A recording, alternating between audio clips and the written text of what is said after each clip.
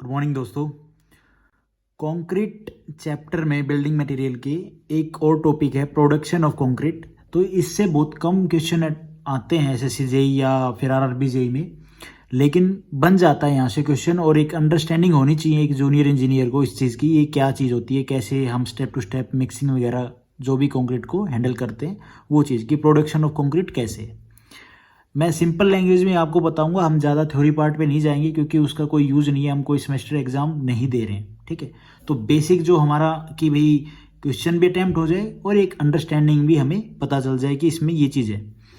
तो production of concrete में क्या है, एक good quality concrete is essentially a homogeneous mixture of cement, coarse and fine aggregate and water which consolidates into a hard mass due to the chemical action between the cement and water. Each of the four constituents has a specific function. देखो अपन भाई concrete ready करते हैं तो क्या क्या चाहिए होता है हमें, सीमेंट, फाइन एग्रीगेट बोले तो हमें अपनी रेती, ठीक है, और क्रेशर हो गया। उसके बाद कोर्स एग्रीगेट में भाई रोडी वगैरह जो हम सिंपल लैंग्वेज में बोलते हैं, तो कोर्स एग्रीगेट का भी साइज अलग अलग होता है। तो वो चीज़ है, उससे हम अपना भाई कंक्रीट रेडी करते हैं क्या। और फोर्थ क्या है इंग्रेडिएंट, वाटर। और भाई वो इस तरह से एक प्रॉपर रेशो में, रेशो की बात मैं नहीं करूँगा यहाँ पे, जो वाटर सीमेंट रेशो या फिर भाई कितनी क्वांटिटी में सीमेंट, कितनी क्वांटिटी में फाइन एग्रीगेट या कोर्स एग्रीगेट, वो एक अलग वीडियो होगी उसमें हम बात करेंगे। लेकिन यहाँ पे सिर्फ हम कंक्रीट की बात करेंगे, कैसे इसको प्लेस वगैरह किया जाता है, मिक्स किया जाता है, किस में मिक्स किया जाता है, वो सब चीज़ें इसकी लास्ट एंड तक हम क्या होता है। ठीक है, तो ये चार इंग्रेडिएंट जिनसे हम कंक्रीट बनाते हैं और केमिकली एक्शन होते हैं इसमें बिटवीन इन सीमेंट और वाटर के बीच में, जिससे क्या है ये अपनी स्ट्रेंथ गेन करता है कुछ टाइम बाद। इसका initial setting time, final setting time, वो आपको चीज़ें पता है। बाकी आप जो भी अदर चैप्टर जो मैंने अपलोड कर दिए हैं उनमें आप देख सकते हैं। अच्छा जी, कोर्स एग्रीगेट ये क्या, कोर्स एग्रीगेट क्या काम, क्या है, फंक्शन क्या है, एक्स एज ए फिलर। भाई स्पेस ज़्यादा, अब आप क्या है सैंड और सीमेंट से बनाओगे तो पूरे फ्लोर पे वो डालोगे तो कितना स्पेस थोड़ी ना कवर करेंगे, ज़्यादा लगेगा आपको, कॉस्टली भी ज़्यादा पड़ेगा। आप उसमें क्या है एग्रीगेट ऐड कर दो, स्पेस काफ़ी कवर करेंगे वो, ठीक है, आपको कॉस्टली भी कम पड़ेंगे। भाई आप उसमें सीमेंट भी कम यूज़ कर पाओगे और रेती भी। अब वो ऐसा नहीं, क्योंकि उसमें एक पोर्शन में जो आप सैंड और सीमेंट का रेशो ले रहे थे उसमें आपने एग्रीगेट और मिक्स कर दिए, ठीक है। और उनकी वो टेस्ट होते हैं, उनकी स्ट्रेंथ क्या हुई जिसकी वजह से वो कॉम्पैक्ट हो रहे हैं या अच्छी खासी गेन कर रहे हैं स्ट्रेंथ, वो टेस्ट के ऊपर है, हम वो टेस्ट भी पढ़ेंगे। लेकिन मसाला ऐसे ही कंक्रीट रेडी करना, यही चीज़ बताएगी कि इनका रोल क्या है। भाई फिलर का काम करते हैं, ठीक है। Fine aggregate फिल्स up the voids between the paste and coarse aggregate. भाई फाइन एग्रीगेट क्या काम करता है, भाई जो कोर्स एग्रीगेट है इनके बीच में क्या स्पेस रह जाता है थोड़ा सा, तो उसमें क्या है ये फिल हो जाते हैं, ठीक है। तो उसमें जो वॉइड्स हैं उनको हटा देते हैं, जो एयर वॉइड्स हो गया या फिर वही जो गैप होता है उसको हटा देते हैं और अपना वहाँ पे काम करते हैं, वहाँ पे जाके ये प्लेस हो जाते हैं। सीमेंट और वाटर का आपका पता है, ये तो बाइंडर का काम करता है, सीमेंट और वाटर तो एक तरह का। Conjunction with the water acts as a binder, cement भी बाइंडर का ही काम करता है, ठीक है, लेकिन उसमें जब वाटर डालने के बाद ही वो बाइंडर का काम करेगा, क्योंकि तभी तो उसमें रिएक्शन होने के बाद। अब कंक्रीट प्रोडक्शन की स्टेज होती है 6-7 स्टेज हैं। देखो भाई, watching and measurement of material, इसमें कुछ नहीं होता है। Coarse aggregate, fine aggregate, cement, water, इनकी क्वांटिटी होती है कितनी हम यूज़ करेंगे। मिक्सिंग, फिर भाई हम जो आपको पता ही घर में हम मैक्सिमम टाइम देखते हैं मिक्सिंग कैसे करते हैं, कस्सी से करते हैं, नॉर्मल मिस्त्री तो लेबर होती है वो, ठीक है। ज़्यादा वर्क है तो आपने देखा होगा काफ़ी जगह वो रोलर खड़ा रहता है, उसकी भी हम बात करेंगे, इसमें बात आएगा। और आपने ट्रक वाले भी जो heavy construction work, government work चल रहा होता है, ब्रिज वगैरह, वहाँ पे आपने देखा होगा कि जो ट्रक में एक मिक्सचर होता है जो लगा होता है, उसकी भी हम बात करेंगे। और भी तरह के होते हैं उनकी बात करेंगे। ट्रांसपोर्टिंग, भाई उसको ले जाने को ट्रक किस लिए लगा रखा है, वो ट्रांसपोर्ट करने के लिए ना। फिर उसके बाद कंक्रीट को प्लेस किया जाता है, फिर उसको कॉम्पैक्ट भी तो करेंगे ना ताकि वो स्ट्रेंथ अच्छी गेन करे। उसके बाद क्या है, क्योरिंग, तराई की जाती है, और उसके बाद जो फिनिशिंग स्ट्रेंथ होती है वो गेन करता है कंक्रीट। सबसे पहले बाचिंग और मेजरमेंट ऑफ मटेरियल। अब इसमें क्या है देखो, for good quality concrete A proper and accurate quantity of all ingredients should be used. मैंने आपको अभी बता दिया, मान लो रेशियो है भाई सीमेंट, सैंड और कोर्स एग्रीगेट का, cement, sand and coarse aggregate. तो जो भी रेशो हम यूज़ करते हैं इसमें वो रेशो है स्पेसिफाई है कोड में। मैं आपको ये एक दूसरी वीडियोस में भी बता दूंगा सारे रेशो, ये तो मैंने ऐसे लिखा है। तो 1 सीमेंट और 3 सैंड और 6 एग्रीगेट वगैरह कोर्स एग्रीगेट, ये सब रेशो यूज़ होता है। कितनी वाटर क्वांटिटी होती है, वाटर रेशो, सीमेंट रेशो भी होता है। तो वो चीज़ें इसमें कि प्रॉपर हों, ऐसे नहीं कि सीमेंट 1 है और भाई सैंड जहाँ पे 3 होनी चाहिए वहाँ पे आप 5 डाल रहे हो, ऐसा नहीं हो, वो स्ट्रेंथ गेन नहीं करेगी। सिंपल सी बात ये है, ठीक है। तो इसमें यही कि अच्छे से इनका जो प्रॉपर क्वांटिटी है उसमें ही रेशो में ही ये मिक्स किए जाए, मेजर करके यूज़ करें।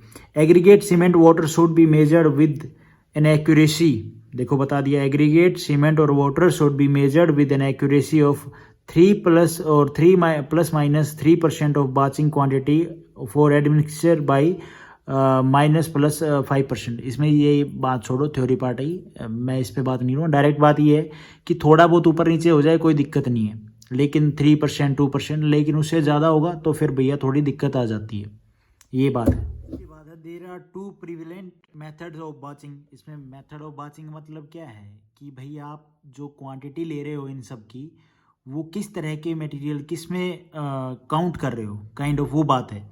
वॉल्यूम बाचिंग मतलब एक टब सा होता है, ठीक है, उसको मेजर करके और फिर उसको डाला जाता है। मान लो एक सीमेंट की क्वांटिटी उसमें लेगी, मान लो 50 kg का बैग आता है सीमेंट का।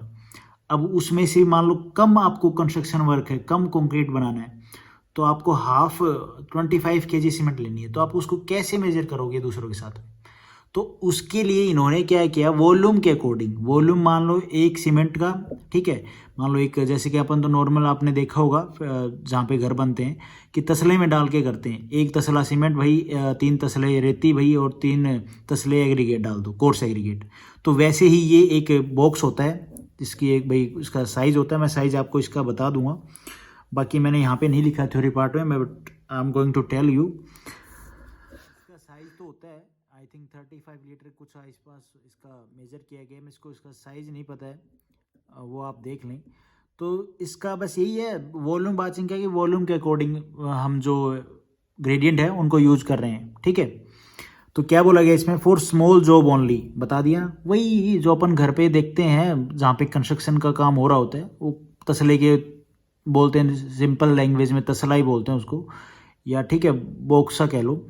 तो वहाँ पे हम इसको भाई 1 तसला ये 1 तसला वो चीज़ यूज होती है। Amount of each solid ingredient is measured by loose volume using standard box. ये स्टैंडर्ड बॉक्स होता है जिसमें सारा मसाला भाई 1 सीमेंट डाल लिया, 3 रेती डाल ली, 3 कोर्स एग्रीगेट डाल ली, वो चीज़ें हैं। Cement is always measured by weight irrespective of the method of batching. इसमें ऐसा होता है ना कि मिस्त्री क्या होते हैं, वो ये सब यूज़ नहीं करते हैं, वो सीमेंट को केजी में यूज़ करके नहीं करते हैं, वो मंगा आती केजी में है, लेकिन वो तसले के उसमें जो ये बॉक्स है इसमें ही डाल के यूज़ करते हैं, ठीक है। और किसी को पता होता है तो फिर वो उस हिसाब से यूज़ कर लेता है। अब सारी हर जगह लोकल वर्क में इंजीनियर थोड़ी ना बैठे यार। Volume of a bag of cement 50 kg is 0. देख लो भाई 0.035 metre cube.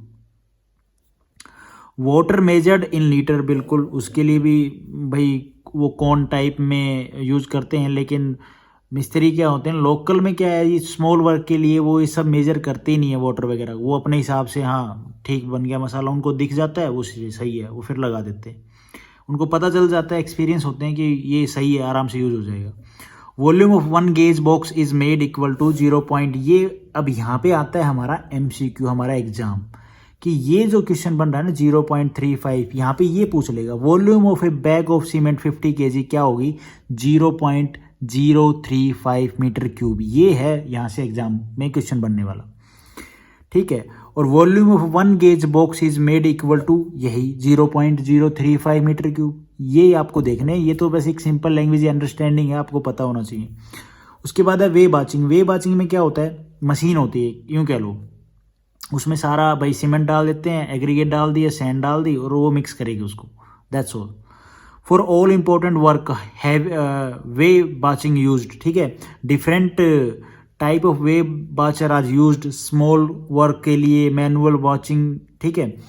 The weighing may also be done by ordinary platform weighing machines. Weighing machines होती हैं जो मिक्स करती हैं, वही सिंपल सी चीज़ भाई, उसमें क्या है सीमेंट डाल देते हैं और वो मेजर करके डालते हैं सीमेंट पे, ऐसा नहीं है, ठीक है। चाहे उस बॉक्स से मेजर करो चाहे वैसे, भाई 50 kg सीमेंट डाल दी, इतनी क्वांटिटी में भाई सैंड डालनी है, इतनी क्वांटिटी में भाई कोर्स एग्रीगेट डालने हैं, वो चीज़ें हैं। वो चीज़ है, ये जो बॉक्स है इसकी जो वॉल्यूम है काफ़ी अलग तरह तरह के बॉक्स होते हैं, ऐसा नहीं है एक ही हो। जो इसकी विड्थ होती है वो 33.3 सेंटीमीटर में होती है, और जो इसकी हाइट होगी वो होगी 20। ये अलग अलग साइज़ के होते हैं, मैं नहीं कहूँगा कि एक ही साइज़ के हैं। 20, फिर वॉल्यूम लीटर में 20, और नंबर ऑफ क्वांटिटी 1, ठीक है। तो वो चीज़ें हैं, ये एक टेबल है बुक्स में, वो आप देख लेंगे।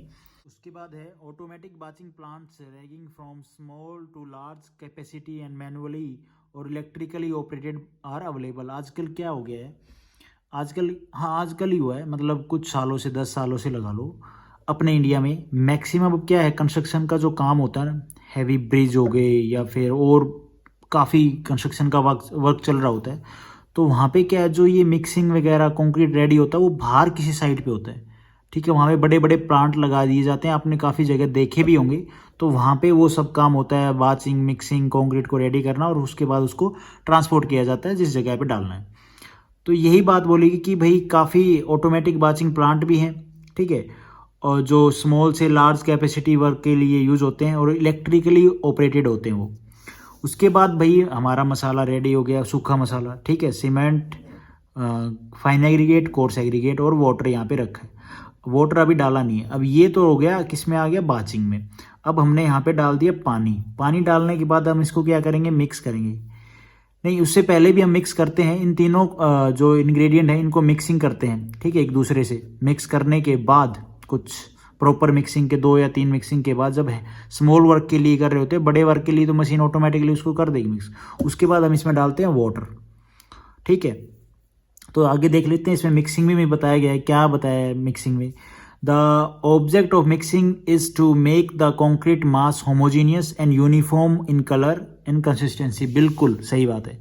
जब सीमेंट, सैंड और हम कोर्स एग्रीगेट को मिलाते हैं तो एक यूनिफॉर्म कलर आता है, कंसिस्टेंसी आती है, ठीक है, और भाई वो अच्छे से मिक्स हो जाता है। और उसके बाद उसको हम मिक्स किससे करते हैं, या तो हाथों से, बिल्कुल हाथों से, मतलब जो इंस्ट्रूमेंट होता है हमारा, हम जिसको सिंपल लैंग्वेज में बोलते हैं कस्सी, कस्सी से मिक्स करते हैं, या फिर मशीन मिक्सिंग तो है ही है, ठीक है, उसमें होता है। तो मिक्सिंग में अगर आपसे पूछा जाए तो हैंड मिक्सिंग भी और मशीन मिक्सिंग भी, ये सेमेस्टर एग्जाम में पूछते हैं, ऐसे कॉम्पिटिटिव एग्जाम में बहुत कम पूछते हैं। हैंड मिक्सिंग में यूज फॉर स्मॉल वर्क, बिल्कुल जी। Hand mixing is done over an impressive floor. भाई फ्लोर के ऊपर ही ना, आपने देखा होगा लोकल वर्क में फ्लोर के ऊपर मसाला रेडी करते हैं, तो कैसे मिक्सिंग करते हैं, उसके बाद उसमें पानी डालते हैं, पानी डालने के बाद कुछ टाइम छोड़ देते हैं, वो पानी ऑब्जॉर्व कर लेता है, सीमेंट उससे रिएक्ट कर लेती है, ठीक है। उसके बाद उसमें फिर से मिक्स करते हैं। मशीन मिक्सिंग में देखो भाई, the quantity of work mixing is carried out by mixer, ठीक है जी। भाई मिक्सर अलग अलग तरह के होते हैं, जिसमें जितनी क्वांटिटी की भाई मिक्सिंग की जा सकती है वो उस तरह के होते हैं, ठीक है। जो मशीन प्लांट लगाए जाते हैं उनकी तो क्वांटिटी ज़्यादा होती है, लेकिन जो स्मॉल वर्क के लिए काम होता है लोकल वर्क में, वहाँ पे क्या है, मिक्सर छोटे होते हैं, तो उनकी क्वांटिटी अलग अलग होती है इनको मिक्सिंग करने की। तो मिक्सिंग के लिए वर्टिकल बाचिंग मिक्सिंग प्लांट एक तो, ठीक है, ये आप सर्च कर सकते हैं, आपको आराम से इसकी पिक मिल जाएगी, और मुझे अवेलेबल होती तो मैं इसमें लगा भी दूंगा साथ में वीडियो के। ड्रम टाइप बाच मिक्सर होता है, और reversing drum mixer, pan type drum mixer, transit mixer driven bye truck engine. ये ट्रक इंजन के द्वारा, जो आपने देखा होगा रोडों पे चलता है, वो चीज़ें हैं कि भाई उसके पीछे वो मिक्सिंग वाला लगा रहता है, उसमें पानी भी चलता रहता है अंदर, और वो मिक्स होता रहता है, करता रहता है, ठीक है। तो ये मिक्सर है, इसमें पानी वानी डाल के और फिर ये मिक्स किया जाता है कंक्रीट, तो अच्छे से मिक्स होने के बाद उसको प्लेस किया जाता है, ठीक है। और ये ट्रांजिट, ये जो ट्रक वाला है, इंजन वाला जो है, इसमें क्या है कि भाई ट्रक में ही अटैच होता है ये, और वो ट्रांसपोर्ट भी करता है ट्रक, ठीक है, उस कंक्रीट को। ये पैन टाइप ड्रम मिक्सर हैं, रिवर्सिंग ड्रम, ये थोड़ा सा आप देख लें। देख कैसे लें कि बस इमेज देख लें, बाकी मैं नहीं कह रहा कि आप इसकी थ्योरी पढ़नी है, आप इसकी इमेज देख लेंगे, आपको पता चल जाएगा, आप एग्जाम में ऑटोमेटिकली ही लिख देंगे इसके बारे में बेसिक। यहाँ से कोई क्वेश्चन नहीं बनता है, बस एक बेसिक सा आइडिया हो जाएगा आपको। अगर एग्जाम में बन भी जाए क्वेश्चन, सेकंड एग्जाम में बनता है एसएससी के में। उसके बाद है ट्रांसपोर्टिंग। ट्रांसपोर्टिंग में देखो भाई क्या है, आप कंक्रीट को ट्रांसपोर्ट कैसे करते हो? सोच के देखो, आप घर पे कंक्रीट, आपका मकान बन रहा है तो आप कैसे करते हो भाई? लेबर, जब आप हैंड मिक्सिंग से स्मॉल वर्क के लिए कंक्रीट रेडी कर रहे हो तो लेबर उसको पहुंचाती है बिल्कुल हाथ में, भाई वो जो भी वॉल्यूम, जो क्या बोलते हैं, तसले में डाल के, ठीक है। लेकिन जब थोड़ा सा हैवी वर्क होता है तो वहाँ पे क्या है, मोटर पेन, इसके द्वारा कंक्रीट को ट्रांसपोर्ट किया जाता है।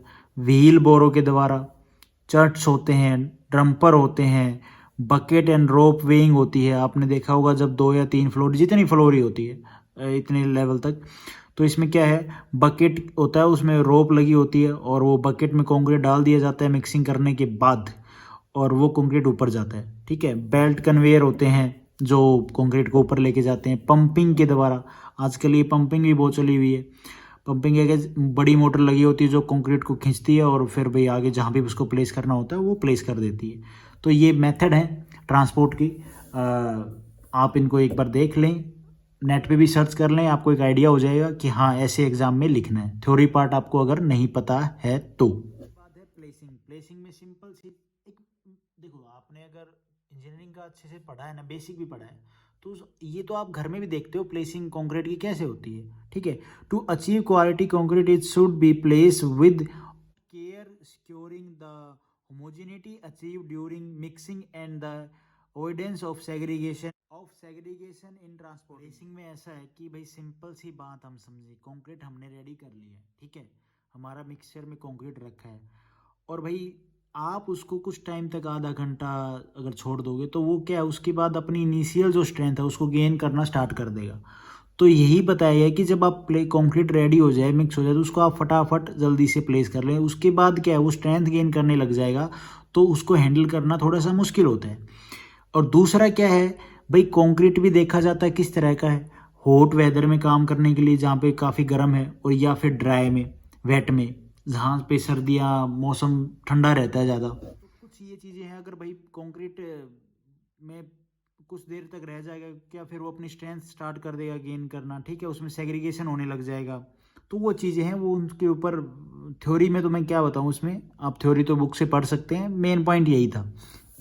उसके बाद है foundation. Concrete foundations for wall and columns are provided below the ground surface. बिल्कुल जी, कंक्रीट ग्राउंड में, फाउंडेशन में भी डलता है, बिल्कुल भाई। वहाँ पे हम अपने वॉल बनाते हैं, वॉल तो बनेगी ना, कॉलम हो गया, ठीक है। तो ये चीज़ें हैं वहाँ पे। उसमें आगे क्या बताया गया है, before placing the concrete in the foundation, all ये फाउंडेशन वर्क के लिए बता रहा है प्लेसिंग। यहाँ पे प्लेसिंग में ही कभी आप ये दूसरा हो समझो, प्लेसिंग इन फाउंडेशन कह लो, ठीक है। Foundation all the loose earth, roots of tree etc are removed. भाई सिंपल सी बात बोल रहा है, कंक्रीट जब आप प्लेस करोगे फाउंडेशन में तो भैया जो क्या बोलते हैं, बालू रेत या फिर जो सूखी मिट्टी है उसको आप साइड कर दो, कहीं वो उसमें मिक्स होने लग जाए, फिर वो स्ट्रेंथ गेन नहीं करेगा अच्छे से, ठीक है। रूट्स होगी, जड़ें होगी पेड़ों की, और क्या बोलता है, और क्या चीज़ भाई, जो पत्ते वगैरह होते हैं उनको आप रिमूव कर लें वहाँ से, सरफेस को अच्छे से सेट कर लें, और उसको अच्छे से भाई क्या सेट, फाउंडेशन में क्या है, थोड़े से कोर्स एग्रीगेट डाल के उसको कॉम्पैक्ट भी तो किया जाता है ना, उसके बाद ही तो हम कंक्रीट यूज़ करते हैं। तो वो चीज़ें हैं इसमें, बस बताई गई चीज़ें को थोड़ा सा कैसे करना है। If the surface is found dry it is made wet. उसके बाद भाई क्या है, जब आप मिट्टी को दबा कॉम्पैक्ट कर लोगे, थोड़े से कोर्स एग्रीगेट डाल के, फिर उसको और कॉम्पैक्ट कर लोगे, थोड़ा पानी छिड़कोगे, फिर उसके ऊपर थोड़ा सा कॉम्पैक्शन करोगे, so that earth does not absorb water from concrete. तो क्या है, कंक्रीट से जो मिट्टी है वो पानी को अब्जॉर्ब नहीं करेगी, ये बात है यहाँ पे। Other hand if the foundation bed is wet the water and mud is removed and cement is sprinkled before placing concrete. इसमें ये बता दिया भाई, जिस एरिया में पानी की नमी की मात्रा ज़्यादा है, या उसमें भाई पानी ज़्यादा हो गया है, ठीक है, या मड है उसके अंदर, तो उसको क्या, या तो सुखाओ कुछ टाइम के बाद, मतलब कंस्ट्रक्शन वर्क बाद में स्टार्ट करो, या फिर क्या उसको निकाल लो, ठीक है, उसको हटाना पड़ेगा, वाटर को रिमूव करना पड़ेगा, मड को रिमूव करना पड़ेगा, और उसके ऊपर सीमेंट स्प्रिंकल्ड की जाएगी, मतलब छिड़की जाएगी सूखी सीमेंट, ठीक है, बिफोर प्लेसिंग कंक्रीट, कंक्रीट के प्लेस होने से पहले, उसके बाद कंक्रीट डाला जाएगा उसमें। बीम और कॉलम और स्लैब के लिए देख लो भाई कंक्रीट की placing. Concrete should not be dropped out dropped but place in position to prevent segregation. ऐसा नहीं है कि कंक्रीट आपने बनाया और ऐसे फेंक रहे हो, नहीं भैया, एक जगह डालोगे और उसको फिर आराम से स्मूथली उसको प्लेस किया जाता है, नहीं तो उसमें सेग्रीगेशन होने लग जाएगा। सेग्रीगेशन क्या होता है, मैंने इसकी एक वीडियो बनाई है, अगर नहीं बनाई है तो मैं देखता हूँ, मैं उसको अच्छे से, वैसे तो मैं इसी में बता दूँ लेकिन फिर वो आपको थोड़ा सा समझ में नहीं आएगा। सेग्रीगेशन ऐसे है कि भाई जो कंक्रीट के अंदर कोर्स सेग्रीगेट, एक तो वो अलग अलग हो जाए, आप ऐसे कंक्रीट डाल रहे हो, दूसरा क्या, पानी, जो पानी है वो कंक्रीट के ऊपर आने लग जाए या फिर वो निकल जाए, ठीक है, कंक्रीट अच्छे से प्लेस हो ही ना, कुछ ऐसी सी बातें सेग्रीगेशन में, और भी एक दो पॉइंट मैं आपको बाद में बताऊंगा नेक्स्ट वीडियो में।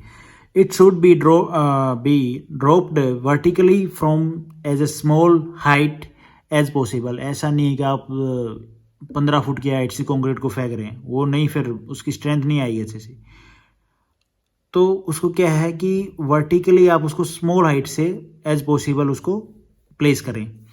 It should be place at one point in the formwork and allow to flow side away to take care of honey combing. Honey combing बोले तो कैसे, जैसे शहद आपको देखा होगा एक जगह डालते तो अपने आप आगे चलता रहता है, वैसा ही कुछ कि जब आप कंक्रीट को एक पॉइंट पे डालेंगे, जब आप हैवी वर्क कर रहे हो तो भाई मशीन से आएगा कंक्रीट, यहाँ पे एक जगह डाला तो लेबर क्या करेगी, उसको ऐसे ऐसे करके फैलाएगी। तो वैसे ही बात ये यहाँ पे बोल रहा है कि उसको ऐसे नहीं कि आप अलग अलग जगह, एक ही जगह डालो और उसको फैलाते चलो, और उसमें जो भी फिर आगे कॉम्पैक्ट करने के बाद उसमें क्या है, जो एयर वॉइड्स के लिए क्या किया जाता है वो आगे मैं आपको बताऊँगा। उसके बाद क्या है, मास कंक्रीटिंग।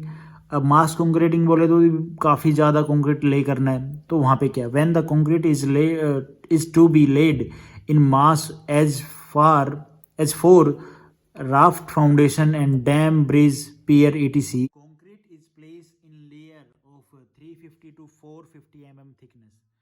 ऐसा नहीं जब मास कंक्रीट करनी होती है तो आप एक ही साथ में कर दोगे, नहीं ऐसा नहीं, लेयर बाय लेयर कंक्रीटिंग की जाती है। और ये यहाँ से एमसीक्यू बन जाएगा, कितने एमएम की लेयर होती है, 350 से 450 एमएम की लेयर होती है मास कंक्रीटिंग वर्क के लिए, जहाँ पे ब्रिज, ठीक है, या फिर रोड वगैरह जो भी बनते हैं कंक्रीट के, वहाँ पे ये बात बोल रहा है, ये पॉइंट आप ध्यान रखना। उसके बाद है कंक्रीटिंग हाईवेज एंड रनवेज। इसमें क्या है, concrete is laid in base for highways, okay, runway and floor slab वगैरह। उसमें क्या बताया गया, first the ground on which concrete is to be laid is prepared and all the loose material and grass etc are removed. बिल्कुल भैया, highway वगैरह बना रहे हो, रनवे वगैरह बना रहे हो, तो उसमें क्या है भाई, प्रिपेयर करना पड़ेगा एक भाई, उसमें से जो लूज मटेरियल है उनको हटा दिया, ठीक है, उसको कॉम्पैक्ट किया गया, वो सब होता है। रोड जैसे बनते हैं आपने देखा होगा यार, ग्रास वगैरह हटा दी, उसके बाद ये काम होता है। उसके बाद उसमें कोर्स एग्रीगेट डालते हैं, उसको दबाया जाता है, कॉम्पैक्ट रोलर से घुमाया जाता है, वो चीज़ें अलग हैं। हाईवे इंजीनियरिंग में उसमें बताया गया कि रोड कैसे बनाना है, ठीक है। इसमें देखो, सिर्फ ये पॉइंट देख लो आप मोटे मोटे।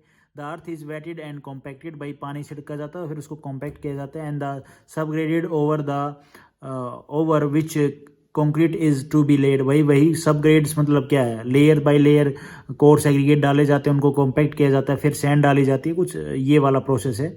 उसके बाद ही कंक्रीट डलता है। Laid should be properly compacted and damped to avoid any loose of moisture from concrete. कि भाई कंक्रीट डालने तो उसमें से क्या है, वो जो उसका पानी है उसको सोख ना करे मिट्टी, तो इस तरह से इस कोर्स एग्रीगेट डाल के उसके ऊपर ही फिर ये डाला जाता है। उसके बाद concrete is then laid in alternate base, वही लेयर वगैरह में कह लो जो मैंने ऊपर आपको बताया। These allows the concrete to undergo sufficient shrinkage do not develop afterwards. मतलब वही है भाई, श्रिंकेज ना हो, रोड में ऐसे दरारें ना पड़े, क्रैक्स ना आए। Concrete is not place in heap at one place and then dragged instead in the place where the uniform thickness. ऐसा नहीं है कंक्रीट आपको भाई प्लेस करना है यहाँ पे और आप कुछ टाइम बाद काफ़ी टाइम लगा रहे हो उसको प्लेस करने में, तो उसमें फिर उसकी स्ट्रेंथ नहीं आएगी, कुछ ऐसी बात बोल रहे हैं यहाँ पे। ताकि भाई फिर आप उसको डालोगे तो यूनिफॉर्म थिकनेस नहीं आएगी, जहाँ पे डाला फटाफट उसके ऊपर काम किया, उसको प्लेस कर दिया, उसको लेवल कर दिया, दैट्स ऑल। ये बात है, यहाँ पे कंक्रीटिंग की बात हो रही है। उसके बाद है कंक्रीटिंग अंडर वाटर। अब आता है भाई इंपॉर्टेंट पॉइंट है। अब काफ़ी लोग पूछते हैं कि जो कंक्रीटिंग भाई ये ब्रिज बनाते हैं पानी में कैसे बनाते हैं, तो इसके जो ये पिलर होते हैं कैसे बनते हैं। थोड़ा थ्योरी पार्ट देख लेते हैं, इसमें आपको पता चल जाएगा। कंक्रीट में be place under water with the help of bottom dumped buckets. Buckets होते हैं बड़े बड़े, वो डंप किए जाते हैं पानी में, उसमें से बकेट में से पानी निकाल लिया जाता है, फिर कंक्रीट प्लेस किया जाता है, वो बकेट नीचे तक जाते हैं भाई। अच्छा, the concrete is taken through the water in water tights buckets होते हैं, ठीक है। आप ये कंक्रीटिंग अंडर वाटर ना आप यूट्यूब पे सर्च करना, आपको और भी अच्छे से एक मोटा मोटा रिव्यू हो जाएगा कि हाँ ऐसे होता है। जब आप प्रैक्टिकली जिस चीज़ को देख रहे हो ना, तो वो आपको ये थ्योरेटिकल पार्ट से अच्छे से समझ में आएगी। On reaching the place of deposition the bottom of the buckets is made to open and the concrete is dumped.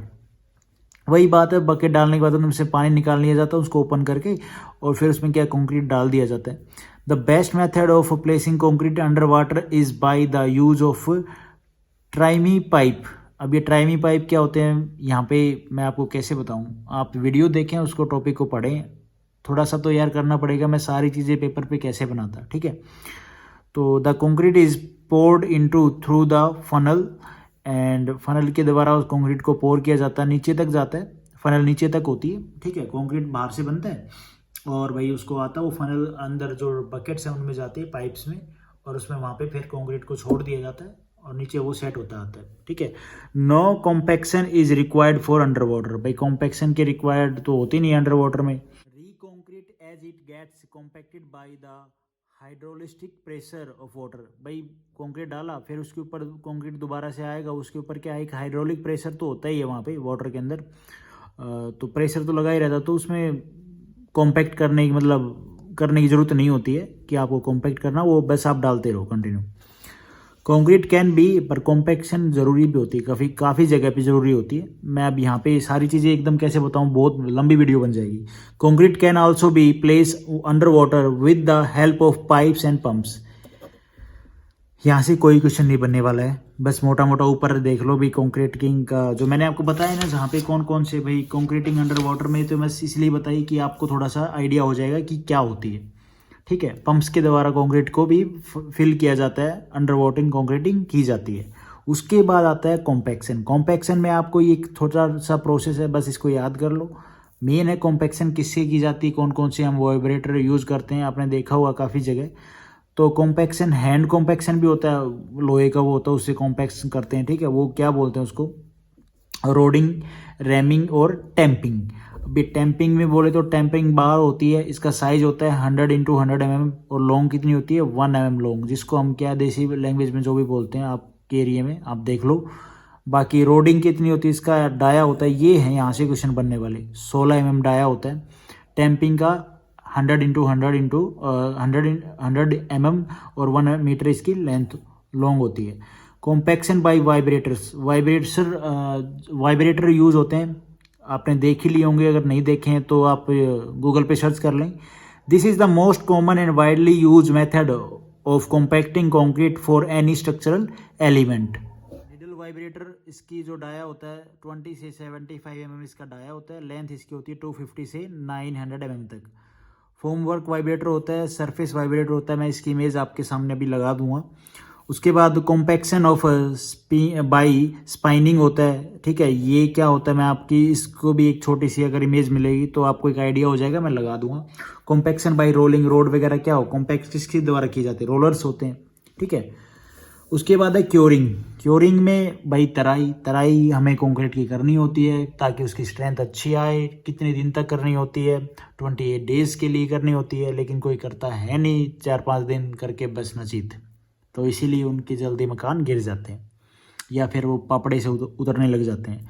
तो वाटर क्योरिंग होती है, स्टीम क्योरिंग होती है, curing by infra and radiation, ये बहुत महंगी होती है, ये कोई नहीं करता, वाटर क्योरिंग ही करते हैं मैक्सिमम।